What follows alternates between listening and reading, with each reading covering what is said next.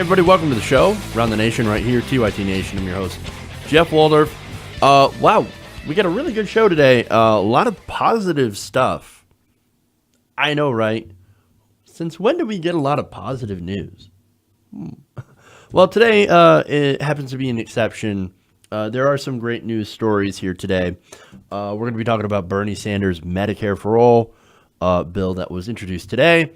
That's going to be a good discussion. I'm going to explain it. I'm going to break it down or break down what is in the bill and what it's going to look like. Then we're going to go after the response, which isn't so positive. We've got health insurance. I'm sorry, not health insurance, but I'm actually pretty sure that there are some health insurance company executives that are a little upset over this, and especially the high level of Democratic support. But we have a pharmaceutical company CEO also scared of single payer. That's fun. Then we've got, of course, the holdout from the Democratic Party. And then we'll go into some good news about civil asset forfeiture. And we'll have a little snapshot of bipartisanship, of government actually working. Wow. So that's all that stuff that we're going to cover on the show today. So awesome. Good day today. Now, before I get into the stories, I do want to give a shout out to some patrons. Got a new patron, Luke Rudy. Hopefully I got your name right, Luke. Sean the Mighty Quinn as well. Let's read some other patrons here. Trying to find some that I haven't already given a shout out to. And if I miss you, make sure to, you can tweet me at TYT Nation or at Jeff's Politics, and I'll get to you definitely. Leon Chu, hopefully. Edith Warden, Kathy Sizemore, Wade Bolton, Mike Simpson, Brian White, I've said him before, Joseph, let's see, a couple more here, Hubran, I think I've said him before, but Eric Luster, Bruce Fisher, Jose Quintero, and Claire Hodge. So thank you to all of those patrons who support us, and thanks to all the others who continue to make sure that this show continues to go and grow. So thank you so much for your continued support here on for TYT Nation. Thank you. All right. With that said, there are other ways to support the show other than Patreon. You can use the Super Chat, which elevates your comments. So I'll read them during the show. And again, it helps the show because it's a way for you to be able to donate if you don't want to go the Patreon route. So that's always a good thing to do. And again, you'll get a special shout out and you get to write whatever message and I'll read it on air. So it's also a good way to troll me if you're interested in that. But in the end, I still get your money. So, hey, troll me if you want. With Super Chats. I know. I wonder how many people are actually going to take that up. I don't know. Okay, so there's another way, of course, to get in contact with the show, and that is to use the hashtag TYT Nation on Twitter, and I will respond to those as well. So lots of different ways to contact the show and to help the show. All right. So with all that, let's get into the stories. Let's start out with Trump. This is a fun little story. All right. Now, Donald Trump is not very pleased with the Mueller investigation. Now, that's not exactly breaking news, but there's some information from Axios that shows you just how much the investigation is still upsetting the president. Now, this is Mike Allen, who wrote for Axios. He said that, quote, behind the scenes in the West Wing, President Trump continues to rant and brood not only about the Russia investigation, but also about FBI Director James Comey. So he's still mad at Comey. Hey, look at that. Hillary Clinton and Donald Trump are mad at the same guy at the same time, but for different reasons. They're simultaneously pissed off. Of course, Hillary Clinton thinks, oh, James Comey, it cost me the election. And Trump, of course, is like, oh, James Comey, it's his fault the Mueller investigation is happening. He ain't got no friends, at least between those two. But he does seem to have a lot of friends in the FBI and a lot of support from Mueller as well. So we see who will win out on that one. Now, Trump apparently tells his aides and his visitors that the probe, of course, being run by Bob Mueller is nothing but a witch hunt, and has come out again with the allegations that, oh, James Comey, he's a leaker. Now, so, again, he's fuming, he's ranting, you're brooding, which is funny to think of, because I think of, so my brain goes to immediately to somebody who's like a 16-year-old wearing all black, like emo. Can you imagine emo Trump right now? I'm just seeing a picture in my head and it's fucking hilarious. So emo Trump over there brooding inside the White House. Comey. Mueller. I hate them so much. It's funny. Now, of course, since he's so angry, he's going to get his lackeys to go out and attack both Bob Mueller, the investigation, and James Comey as well. In fact, he recently set out Sarah Huckabee Sanders to go and start talking about Comey again. She said yesterday that I think there is no secret Comey, by his own self-admission, leaked privileged government information. Comey leaked memos to the New York Times. He politicized an investigation by signaling he would exonerate Hillary Clinton before he ever interviewed her or other key witnesses. Sanders also even suggested that Comey himself should be investigated. Quote, his actions were improper and likely could have been illegal. Hey, look at there. Look over at Comey. Forget about this whole Mueller investigation. Forget about him and go talk about Comey. They're freaking out. Now, Ellen also writes that the reason why they're freaking out is because the Mueller investigation seems to be hitting ever closer to home for Trump. Now that, of course, recently Kushner, it was revealed that Kushner was asked by Trump's lawyers to step down back in the summer due to that meeting they had with Donald Jr. And, of course, Donald Jr. also being sort of targeted.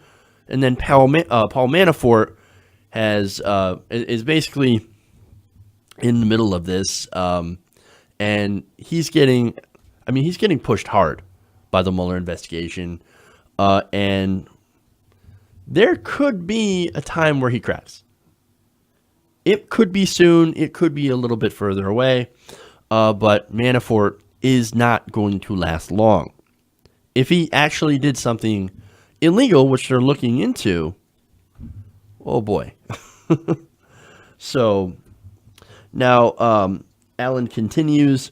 Trump, because of this, is using the tools of his office to try to undermine the special counsel's future filings. And not only that, but again, they're claiming, Trump's defenders, that Mueller is overreaching now that he's looking into financial corruption, into some of his past deals with Russian billionaires and people connected to the government of Vladimir Putin. And of course, there's Agalarov, Felix Sater. This is a guy who stabbed someone in the face with a martini glass. That's classy. And also, of course, got prison time for money laundering for the mob. So this is the kind of people that Trump did business deals with or attempted to do business deals with. That's what Mueller's looking into. So he looks into that. Oh boy. Now, they also claim that Mueller is a Democratic operative. That's ridiculous. And look, Trump is asked privately about firing Mueller. And that's how you know. That's how you know he's getting close to something. I mean, look, if there's nothing there, and I don't know if there's something there, but I believe that there is. But look, if you're being investigated and you didn't do anything, let him investigate. they're not going to find anything. And then, of course, if they don't find anything, you can say, ha ha, nothing there. You wasted your time. Suck it. But Trump's reaction, to me at least, is of someone who's got a little bit something to hide. Maybe it's the fact that he doesn't want people to realize that he's not as rich as he claims. It could be as innocent as that. It could be that Trump didn't do a deal with Russia and he's just trying to hide his wealth. Apparently, that's something that's very, very sensitive to him. Tony Schwartz said he would rather, Trump would rather nobody know that he's poor or poorer than he lets on. That's his biggest fear. Or there is that possibility that there is a deal with the Russian government, and firing Comey could have been an attempt to obstruct that investigation. Now, Trump's not smart enough to realize that looks really, really bad. That's one criticism I've had. And look, he's not a sophisticated person. So yeah, he's not smart enough to realize that if he did nothing wrong, well, Comey makes him look like he's guilty. Okay. And so all these problems that he's fuming and brooding about are of his own design. And that's assuming that he's innocent of doing anything. And if he's guilty, well, then it's still all his fault that will lead to his downfall. I mean, at the very least, at the very worst, this is collusion, obstruction of justice. Now, the implications of that, oh boy. And the implications of the Mueller investigation as well. Look, if you think he's angry now, just wait. Whatever comes out, whether it be the fact that he's too poor, or that he's poorer than he lets on, or that he actually did a deal with the Russians, oh, just wait. It's going to get a lot worse. Okay. So let's go from Trump to positive news, Medicare for all.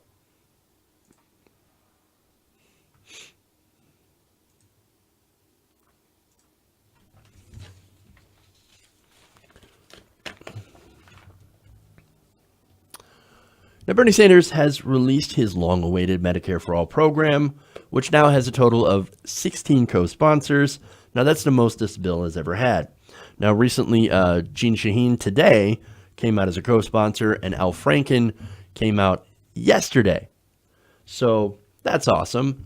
Again, unprecedented support for this piece of legislation. Now, the plan, as expected, will create a universal Medicare program that covers everybody under one government-sponsored insurance plan.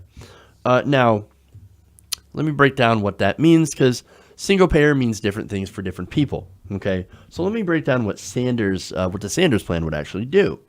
Now, single payer, of course, just means, because right now we're in a multi-payer system. Now, instead of having those multiple payers, for example, health insurance companies and programs like Medicaid stepping in to pay hospitals and doctors, there would literally be one payer. They would be all replaced with the government and a program called Medicare. It would just simply, you go to the doctor, you present your insurance card or your Medicare for All card. Everybody gets one. And then, oh, look at that. You're covered. Fairly simple. Okay. Now, that doesn't mean that the government would pick your doctors.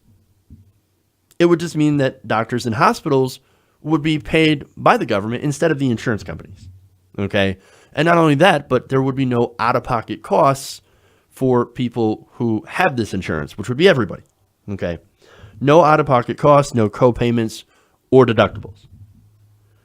Now, what this bill also does is that it would bar employers from offering separate competing plans. Now, that makes sense because they wouldn't need to.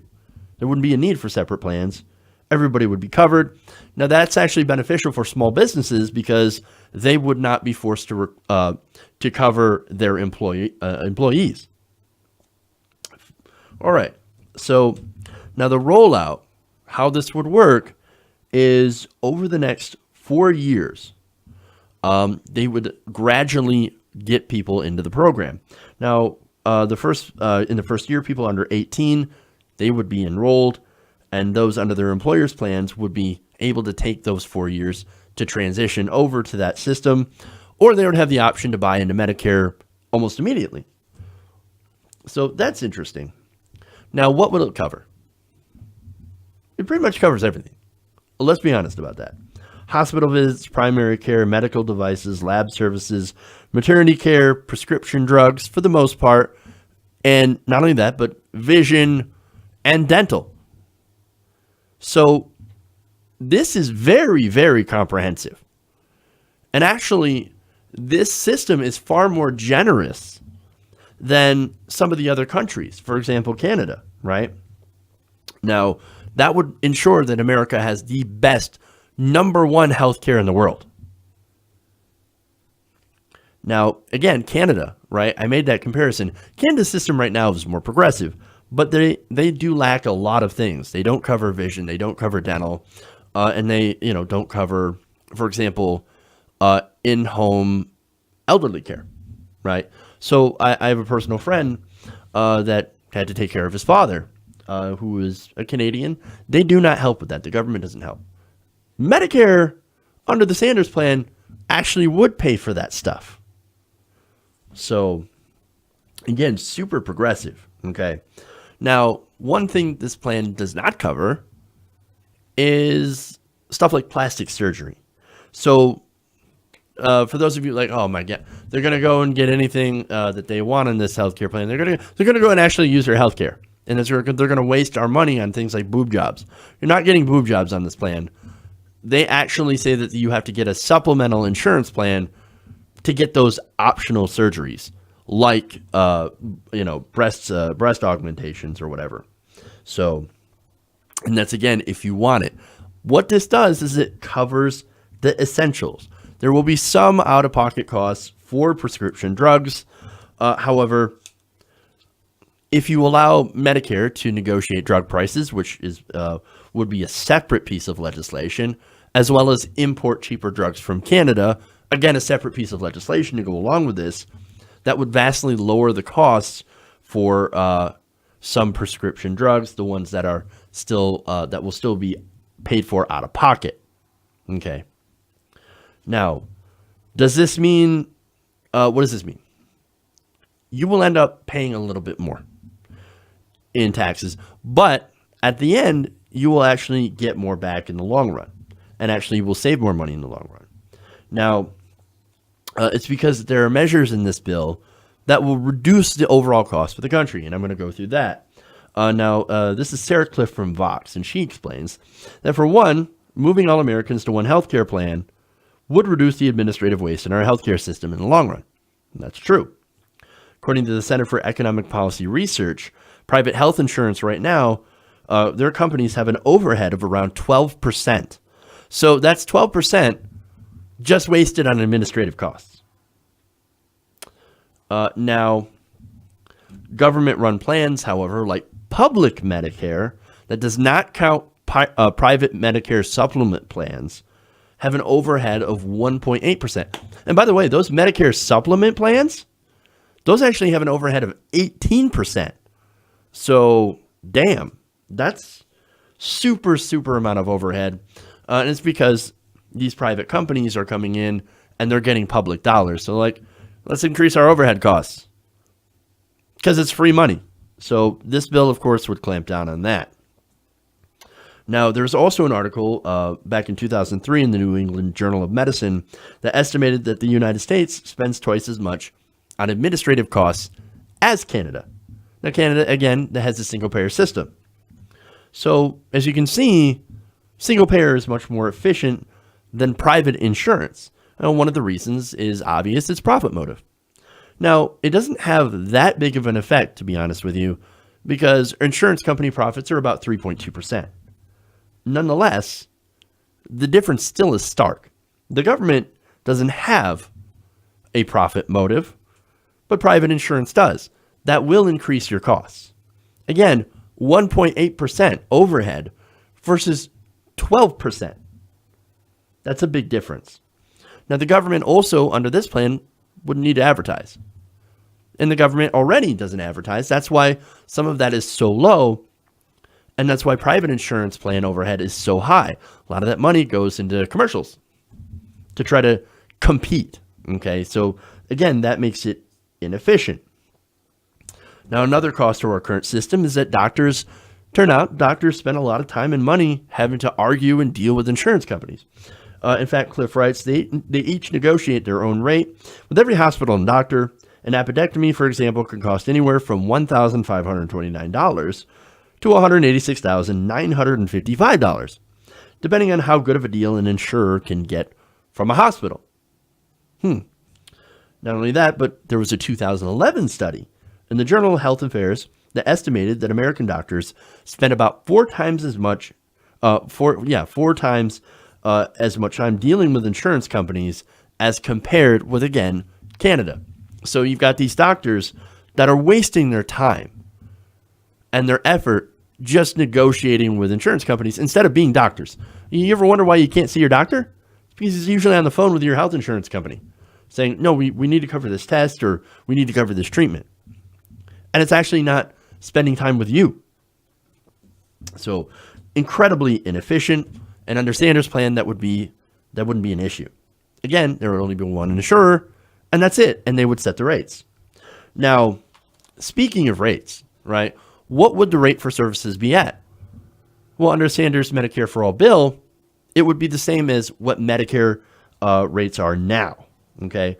And it turns out that Medicare rates, and this will save us money, Medicare rates are actually lower than those charged by private insurance plans. Now, we don't quite know how much savings will happen.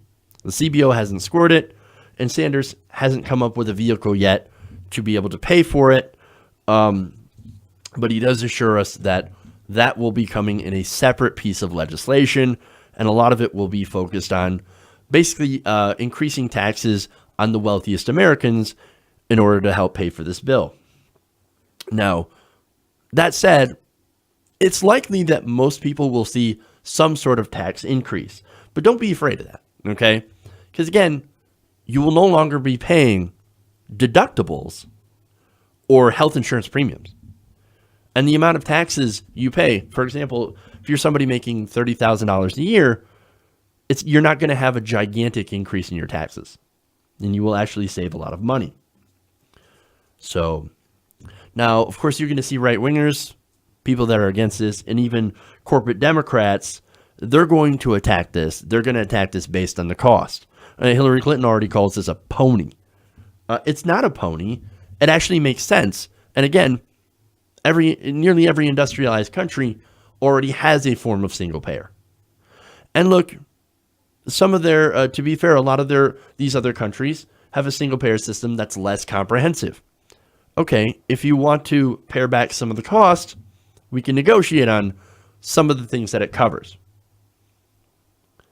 Unfortunately, that's kind of a way to get things done. But this is this is putting this on the table. Bernie Sanders went with, let's go with the most progressive option and let's go from there. And I think that's a great strategy. Now, again, on the attacks, you're going to see a lot of these attacks. We've already seen a lot of these attacks because, number one, a lot of their donors, and these are from the politicians, these donors are health insurance companies.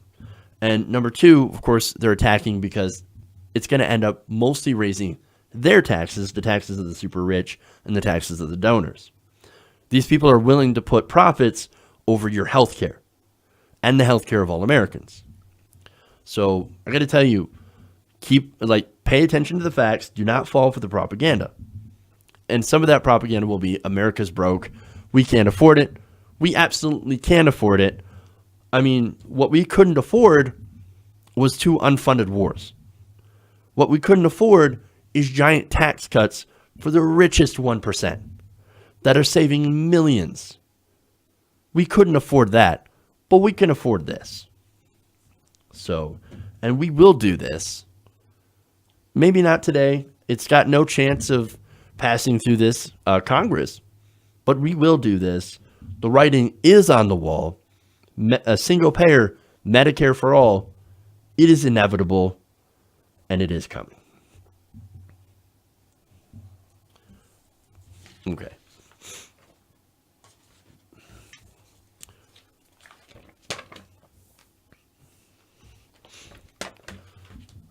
Let me take a quick 2-second break here, and we'll be right back. Stay right here.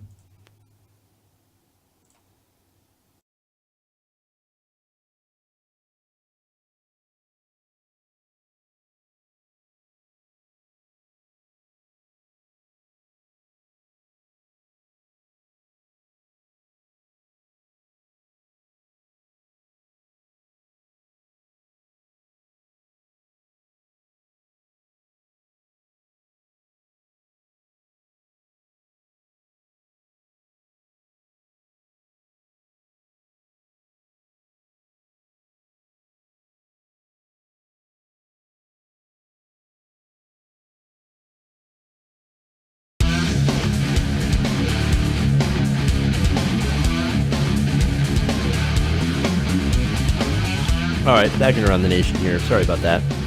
Take a quick drink. All right. So I'm going to read a couple of hashtag TYT Nations. I also have a super chat that I want to read as well. So let's go and read that first. Patrick Seguin says, disability in Canada covers glasses and dentistry. True, but disability here in America also, at least depending on the plan, covers that as well.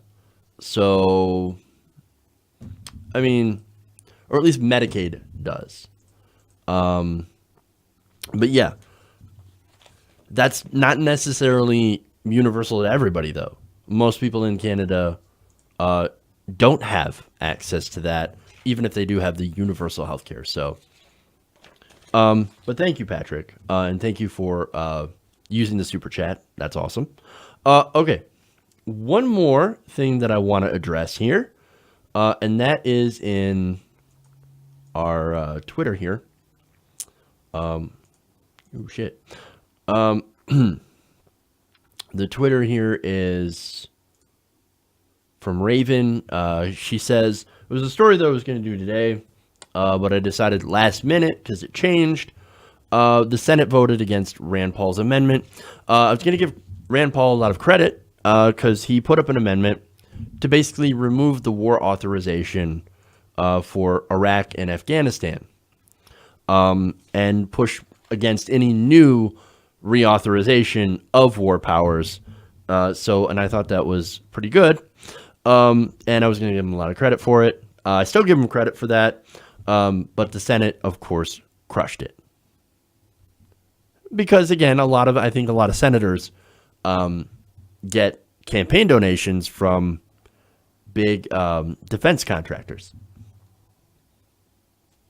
And when you see where the money's coming from, of course, you can draw your own conclusions as to why they did what they did. But again, I think it's definitely because of the donations. And look, partly for some of the Democrats who vote in favor of war authorizations. And I was going to get into this as well, so I might as well do it. There's this whole idea that if you want to be strong on defense, right, or if you want to be considered strong, well, you have to be in favor of endless war. That's ridiculous, absurd, and even sort of dangerous. That is not strength. But, they've got these conservatives out there, this right-wing narrative out there, that if you're not bombing people, then you're weak on defense. Oh, no, you've got to be strong, you got to be strong. Some of these corporate Democrats, they buy into this scheme. Like, oh, I'm totally strong. I'm going to vote for war. I'm going to vote for war every time. Let's go bomb, bomb, bomb, bomb, bomb. Let's drop bombs on more brown people. Okay, I'm strong. I'm not weak. What are you talking about? I'm strong on defense. It's that, again, we see that narrative with policing. No, I'm pro-police. What are you talking about? More guns. We need more guns, more militarization, more tough on crime laws. That's ridiculous. You actually need to have smart policy when it comes to both war and policing. These authorizations, they give the president more authority to wage war. That's not smart policy. That's horrific. The president should not be able to just go to war. This is something that we gave to George W. Bush that we should not have given him. And sadly, we didn't take it away when Obama had it, and now Trump has it. Jeez. It's awful. It's awful. But anyway, so let's and thank you for that, Raven. Like I said, I was going to do that story today, but let's get into more positive news. Not positive news. More news about Medicare for All.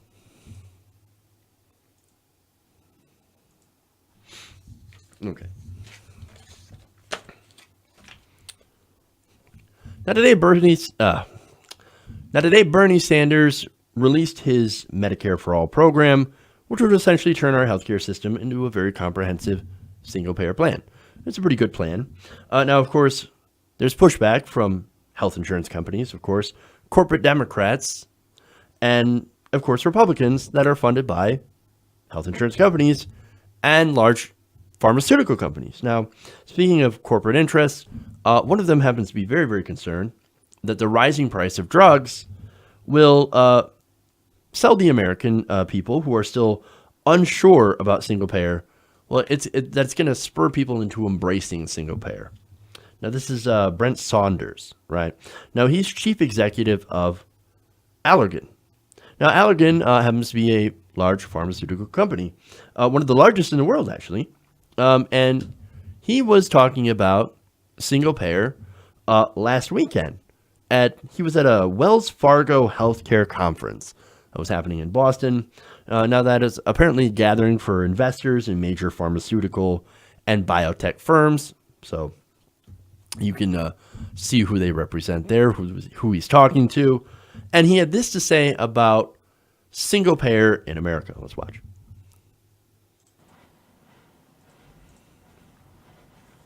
But, I think we've got to do things to bring that trust back, because ultimately someone's going to be in the White House, somebody's going to be in Congress, someone's going to be somewhere and going to have to say, enough's enough. Let's just change the whole system. Let's go to one payer. Let's do something. Unless we really have shown that this model works, it delivers innovation, it delivers it in a fair and appropriate way, and they're good, strong, profitable companies.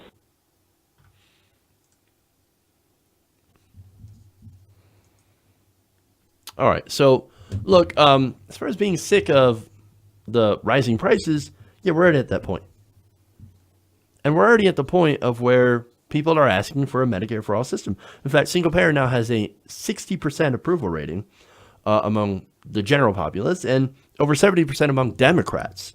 So people are tired of this system, and they blame the system, and they blame people like you. Now, in fact, to show you how much people do not trust the pharmaceutical industry, there was a Harris poll that was recently done that found that only 9% of Americans believe the pharmaceutical companies put patients over their profits. 9%. That is beyond disastrous, because it's true. I mean, there's very good reason to believe that, because look at the prices for prescription drugs. Super expensive. And these same companies that charge an arm and a leg for some of these prescription drugs, well, they end up getting giant tax breaks.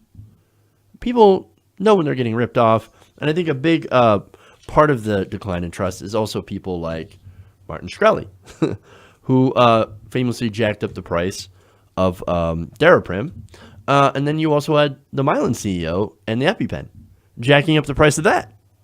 So there's very good reason why people do not like or trust pharmaceutical companies. Now, Saunders, he's going to go on, and he's now going to make a ridiculous comparison between both the right and left wing. Let's listen to that. My view is that unfortunately, the party that seems to be out of power tends to move dramatically to the left or to the right. Right? We saw it when the Democrats in Obama's first term, when the Democrats swept. We saw the Tea Party emerge, right? And we saw a real push to get more conservative candidates through the primary system to really be, much more conservative. We're seeing almost the equal but opposite reaction here now that they've been swept out. The left of their party is really gotten a louder voice and taken control. And so, Bernie Sanders and others in that movement have really tried to vet candidates, on the opposite side of the coin as the Tea Party was. So we're seeing the divide go further, and clearly, they want to go to that part of the party wants to go to a one-payer system. The problem with that is it's not going to happen, and then the farther they go apart, the more polarizing it becomes. And so do we actually get a practical solution? Do we actually get to helping the people who need it most, right, to getting to a system that actually works? I think I become more discouraged. No, you're discouraged because we are actually seeing progress on this issue. You're discouraged because, oh shit, if they pass single payer, there go my giant profits. I'm just saying. That would be why you would seem discouraged, but no. So here's a ridiculous comparison, if you caught it. See, the left, they're becoming just like the Tea Party. No, see, that's what we're trying to do, is we're trying to make sure everybody has health care. The Tea Party was like, no, we hate Obamacare, we want to rip health care away from everybody.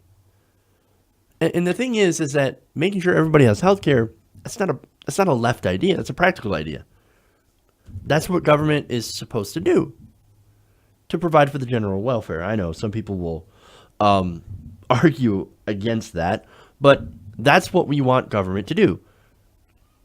To be able to provide these kind of services that they can provide better than the so-called free market.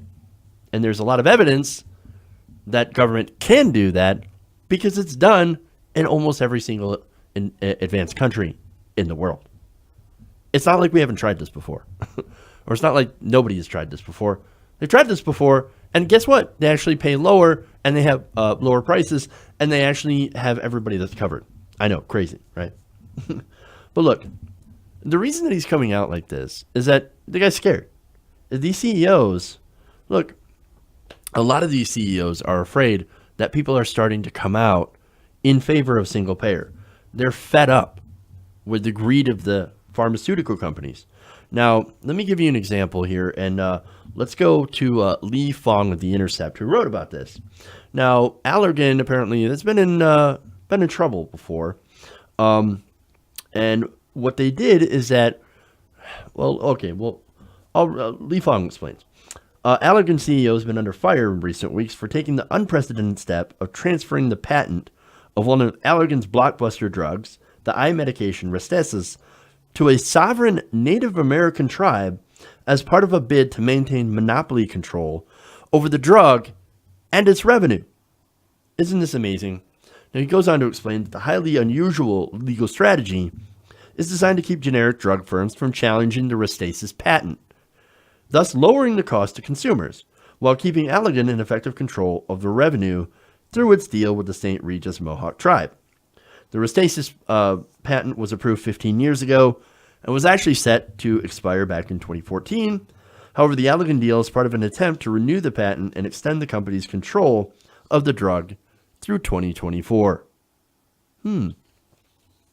See, this shit right here, this is why Americans don't trust you. That's why only 9% of all Americans, according to a Harris survey, think that, no, you will definitely not put your profits over people. Only 9% think that. And the rest of Americans are like, yeah, you'll definitely put profits over people because that's what you do. You're a company. That's what you're supposed to do. And look, it's not because these companies are evil. And like, I want to make sure to make this argument because I think a lot of people mistake this as like, you're against business, you're against capitalism, you think these companies or corporations are evil. No, they're not evil. They have no morality. There's no good morality. There's no bad morality. They have no morality. Their entire function is to make profit. So we have to have rules on these companies called regulations. We call those regulations in order to make sure that these companies, in their pursuit of profit, which is their main goal, don't screw people over. And don't use these weird legal tricks to be able to keep their patent and prevent the drugs from being, becoming generics or being copied by generics that would lower the price and increase competition for that drug. We're tired of it, okay? Look, This is why we're getting tired of big pharma. This is why we're getting tired of insurance companies. We're tired of your corruption. We're tired of the shady deals. We're sick of the crony capitalism in the healthcare industry that leads us to pay more than anybody else in the world for both healthcare and prescription medicines that people need to stay alive.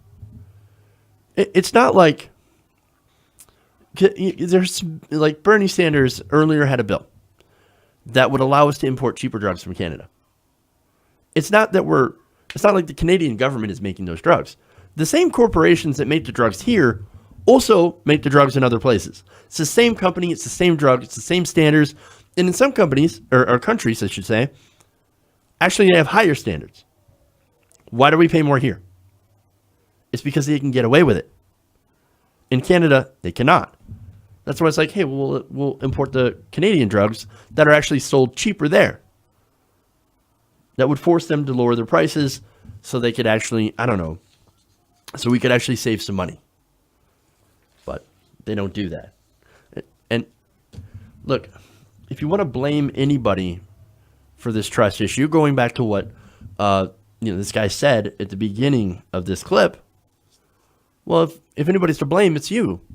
You overrode that trust. People like you pour millions of dollars into our political system so you can work against the regular people, the American people, all to make an extra buck. Well, we're done with that. The American people are done with you. You can't gain back that trust. And look, this is not just a simple reaction. This is not the Tea Party. This is not politics. This is people feeling screwed over and getting behind something that's actually going to help them. And not only that, but this is us trying to join the rest of the industrialized world in making sure that everybody is treated equally, that everybody has equal access to health care. And that's what's important. Okay. Now let's go to somebody who does not want us to have health care. And that is Nancy Pelosi. Oh boy.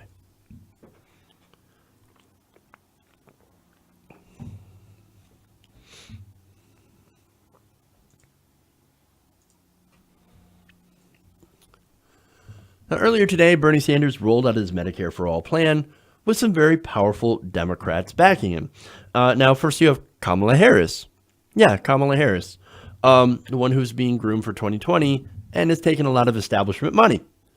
She's co-sponsoring Medicare for All. You also have Cory Booker, Elizabeth Warren, Brian Schatz, Al Franken, surprisingly, who actually came out to endorse it. But great, wonderful. Welcome aboard. Kirsten Gillibrand, fairly progressive, Jeff Merkley, of course, Tom Udall, and actually quite a few others. Jean Shaheen, also one of the newest ones. So as of right now, 16 total co-sponsors came out, and that's actually a lot of support for a bill that had recently had no co-sponsors in the Senate. They wouldn't even talk about it 8 years ago. But it shifted on this issue, and it's actually going to be a big issue come 2020. Now, in all that support, there's one missing that I want to point out specifically, and that is Senate Minority Leader Nancy Pelosi. Boy, wouldn't that make a strong statement if the minority leader of the Senate came out and said, absolutely, Medicare for all, I'm in support. Unfortunately, that did not happen. In fact, she recently talked to Politico about this and said that, quote, while she has long supported the idea the bill captures of everybody getting health coverage, right now, I'm protecting the Affordable Care Act. No. Okay. For one, the repeal and replace, kind of dead. Okay. Hey, congratulations. We saved Obamacare. You didn't save Obamacare. The activists that came out and protested at town halls and held their representatives accountable. You're what saved Obamacare. Nancy Pelosi didn't save Obamacare. Okay. The politicians didn't save Obamacare. Okay. And not only that, but look, the Republicans, when trying to push the AHCA, literally wrecked themselves. Why? Because it was super, super unpopular. It has a 17% approval rating. Nobody wanted this piece of legislation. And in fact, that's one of the reasons that people are now pushing for Medicare for all. They saw the Republican answer to the ACA and were like, no, fucking terrible. Let's try what this Bernie guy is saying. 60% support. But look, now is the time, right, politically, to go on the attack. If you really want to defend the ACA, what we have, well, now's the time to go on offense, right? Now, you keep the conversation on not, defending this against Republican attacks, this healthcare plan, but actually expanding healthcare now, right? Now, if you do that, turns out you're going to keep the Republicans on defense. Does she not understand how politics works? I'm not talking policy here, right? I'm talking politics. Do you know how to play politics? You're supposed to be a politician. You're supposed to be a master legislator, right? Apparently, you're not. For some reason, being a master legislator does not seem to involve backing a bill that's supported by over 70% of your own party, and even a small majority of the Republicans. That's weird. See, I can't believe I have to explain this to Nancy Pelosi, okay? In politics, it turns out you've got to come strong. Keep the Republicans off balance so that they don't come after the ACA again, which I don't think they're going to anyway because, again, they got dick punched by the public when they tried going after the ACA before. Now that same public is calling for Medicare for all. But see, Nancy, she is not a master legislator. Okay, what kind of master legislator loses the Senate? So, I mean, like, seriously. What kind of master legislator loses the House? See, what this is that this is Washington speak for she's really good at raising money from giant donors. That's what that is. That's what master legislator means. She thinks she's the Michael Jordan of politics. She's the Michael Jordan of fundraising. That's what this is.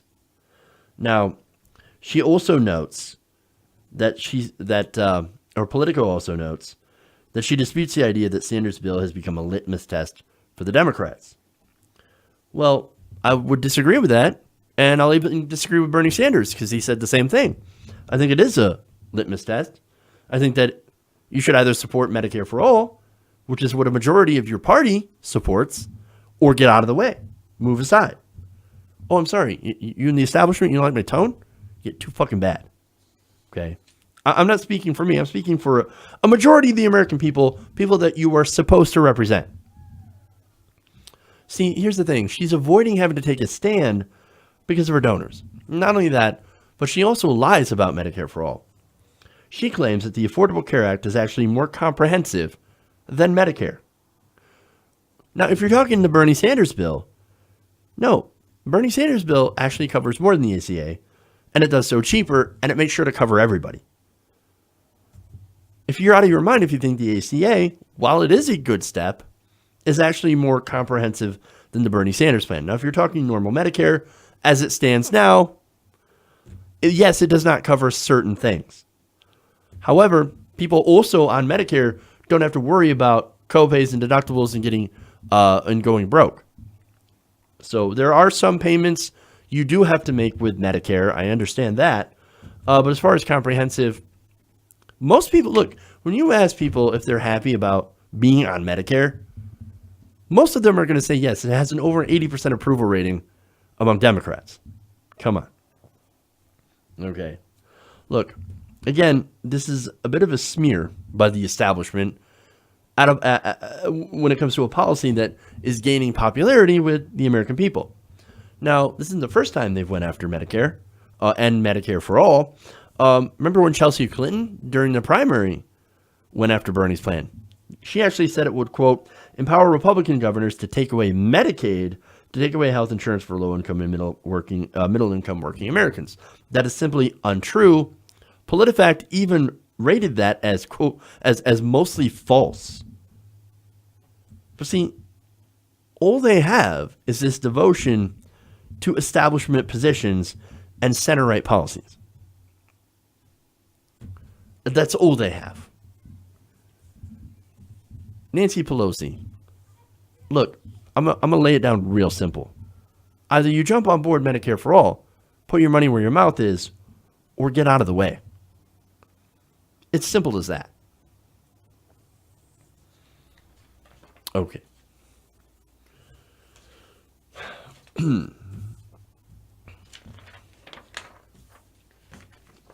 Let's go to a positive piece of legislation now.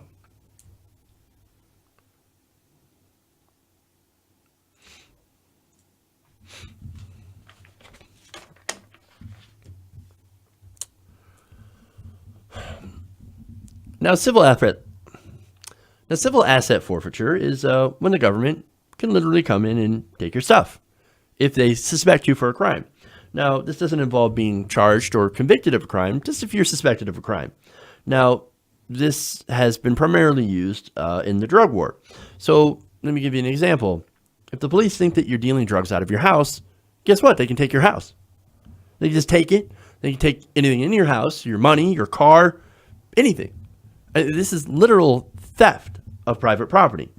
Now, President Obama, one of his good things that he did during his presidency is roll back the scope of that program, right? He rolled back the authority of the police to do civil asset forfeiture. And I give him a lot of credit for that. Now, that was the Obama administration. Here comes the Trump administration and Jeff Sessions. Now, one of the first things Jeff Sessions decides to do as Attorney General is, I'm going to roll back that decision on civil asset forfeiture. I'm going to expand the program once again. Specifically, Sessions revived the Justice Department's equitable sharing program. That sounds nice, doesn't it? Well, it's anything but nice. This allowed state and local police agencies to take assets, give them to the federal government, which would in turn give them some back. So it would give the local police back some of the value of the assets that they stole from people who have not been convicted, who are just suspected of crimes. Okay. Now, they use this, unsurprisingly, as a way to fund police departments. That actually gave them a perverse incentive to go and seize more assets from people who may or may not have been innocent and haven't done any crimes. So, now, again, aside from the obvious problem that it's literally stealing private property, it's also very, very difficult for people who are innocent, who haven't committed any crimes, to get their stuff back. Now, you'd have to go and you'd have to get a lawyer and you have to sue and you have to go to court to be able to try and prove to get your stuff back. Okay. Now, a lot of people can't really afford all those legal fees. So that's why this primarily impacts poor people and people of color. Okay. Now, I tell you all of that context so now that I can give you some hope. And I love doing this. The Intercept is now reporting that the House of Representatives on Tuesday had approved an amendment to the Make America Secure and Prosperous Appropriations Act that would roll back Jeff Sessions' expansion of civil asset forfeiture. Awesome. They passed this. Now, what makes this better is how bipartisan it actually was. Amendment number 126 was sponsored by a bipartisan group of 9 members, led by a Republican, who's actually more libertarian. Is from Michigan. His name is Justin Amash. Now, Justin Amash, bit of a mixed bag, but when it comes to things like civil liberties, he's actually done a lot of good work. So I give him a lot of credit on that. Now, he was joined by Democratic Representative Ro Khanna, progressive from California. He's a Justice Democrat. Washington State's Pramila Jayapal, also great progressive. And Hawaii's Tulsi Gabbard, another wonderful progressive. Now, the amendment was so popular, it passed with a voice vote. That's how you know, man, it had overwhelming support. And look, if that isn't a good sign, I don't know what is. More supporters include Representative Mark Sanford of South Carolina, Raul Labrador of Idaho, and Dana Rohrabacher, a Republican of California. You also had Democrat Earl Blumenauer of Oregon. Now, Amash, the prime mover of the amendment, again, why he gets a lot of credit, said this on the House floor. Quote, unfortunately, these restrictions were revoked in June of this year. My amendment would restore them by prohibiting use of funds to do adoptive forfeitures that were banned under the 2015 rules. Now, you also have Virginia Democratic Representative Don Beyer also voicing his support for Amash's amendment, saying, quote, civil asset forfeiture without limits presents one of the strongest threats to our civil property and constitutional rights. He also says it creates a perverse incentive to seek profits over justice. Would you look at that? Here come the libertarians, man. Now, earlier, Rand Paul unsuccessfully went after the war authorizations in the NDAA. But successfully, you had Amash, so it's 1 for 2, looking to reinstate the Obama-era protections on civil liberties when it comes to civil asset forfeiture. Wonderful. And both of those bills did have some bipartisan support because, look, it turns out that this is good policy. These programs are both vast overreaches of power by the federal government. See, I'm a progressive. I believe in smart government doesn't necessarily mean I believe in big government. Because the whole term big government is superfluous anyway. It can mean whatever you want it to mean. Now, I want, like I said, smart government that does the right thing. Now, for example, I want the government to provide services and protections. For example, rules against corporations screwing us and, access to healthcare, which I believe is a human right. Okay. What I don't want is government in your bedroom or stealing our stuff or telling us what we can put in our bodies. I'm not interested in that kind of big government, but there are a lot of conservatives out there who are very interested in that kind of big government. And I'm against that. And thankfully, at least in this case, Amash and Paul also agree with me on this. Now, which is good because even in the era of Trump, we can find some simple things to be able to agree on that, like, hey, the government should not be allowed to steal your shit. I can get on board with that. Okay, one more story. Real quick. More good news. All right. In a rare moment of bipartisanship, Senator Lamar Alexander had recently left a hearing on health care to go cast a vote for something else. Now, this is... So let me give you some context, okay? Now, last week, the Labor, Health, and Human Services and Education Appropriations Subcommittee recommended that the annual budget for the NIH be changed. Now, recently, Trump's budget vowed to cut the National Institute of Health by about $6 billion. So what is this recommendation by this subcommittee? Well, they recommend that the annual budget for the NIH be set at $36.1 billion. That's actually an increase of about $2 billion. And not only that, but it's a direct repudiation of President Trump's budget, which again, I said cuts at the NIH by $6 billion. Now, those cuts would be about a fifth of the budget. Now, I want to show you video of Lamar Alexander talking about this vote. Let's watch. Flag for us. I think that'd be a very useful thing for us to put to work in later hearings, and I thank the chairman for indulging me in the extra minute. And I thank all of you for your cooperation in this effort. Thank you, Senator Whitehouse. I apologize to the I had to step out and vote. I'm glad I did, because for the third consecutive year, we recommended to the Senate a $2 billion increase in appropriations for the National Institute of Health. That doesn't make many headlines, but it's very, very important. Well, that was good. That doesn't happen much. Senator Baldwin's. Thank you. Hey, that was a good moment. That was a positive moment. And look, there's not a lot I agree with Lamar Alexander on. In fact, we disagree on quite a bit. But on this, increasing funding for the National Institute of Health, totally in favor of. Wonderful. I give him credit for actually putting his vote where it counts. That's it. just a rare moment of niceness to end out the day. So, leaving with you with a little bit of positive news. Anyway, that's it. That's all I got for you guys today. There will be no show tomorrow. I have some personal things I need to take care of. So I will not have a show. Unfortunately, I couldn't get out of this one. So we'll be back on Friday. Another great show. So make sure to join us then, 3 p.m. Eastern, right here, TYT Nation. Thank you for everybody who used the hashtag TYT Nation throughout the show, who chatted in our chat room. And thank you to all the patrons who continue to make the show to help us continue to go and continue to grow.